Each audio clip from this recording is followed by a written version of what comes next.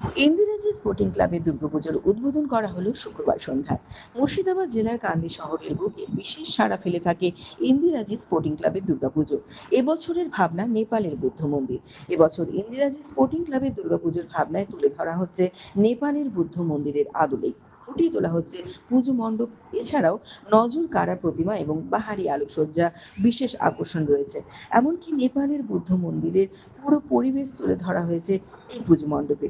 ফিতে কেটে প্রদীপ প্রজ্বলনের মাধ্যমে দুর্গাপুজোর শুভ উদ্বোধন করা হলো শুক্রবার সন্ধ্যায়। দুর্গাপুজোর শুভ উদ্বোধন করেন মুর্শিদাবাদ জেলার আরক্ষা আধিকারিক কুমার সানিরাজ, কান্দি মহকুমার আরক্ষা আধিকারিক শাস্ত্রিক আম্বাটকার, কান্দি বিধানসভার বিধায়ক অপূর্ব সরকার, কান্দি পঞ্চায়েত সমিতির সভাপতি পার্থ প্রতিম সরকার, কান্দি পৌরসভার পৌরপিতা জয়দেব ঘটক সহ অন্যান্য বিশিষ্ট ব্যক্তিবর্গ ও ক্লাবের সদস্যরা।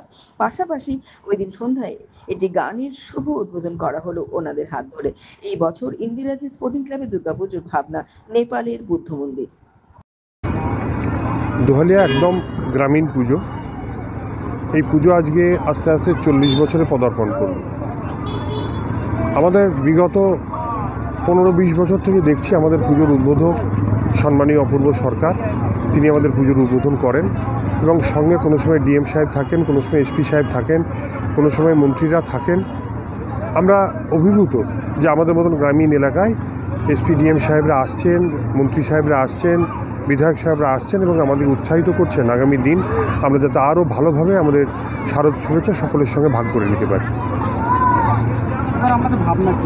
এবার আমাদের ভাবনা বাঙালি এবং বাঙালিদের সঙ্গে গোটা পশ্চিমবঙ্গ, গোটা ভারতবর্ষ জুড়ে বহুত্বের মধ্যে ঐক্য, এটা আমরা ফুটিয়ে তুলতে চেয়েছি। যেমন কোনো সময় আমাদের এখানে হয়েছে বেলুর মঠ, কোনো সময় হয়েছে স্বর্ণ মন্দির, কোনো সময় হচ্ছে নাটোরের রাজবাড়ি, কোনো সময় হচ্ছে নেপালের মন্দির, নেপালিদের মন্দির।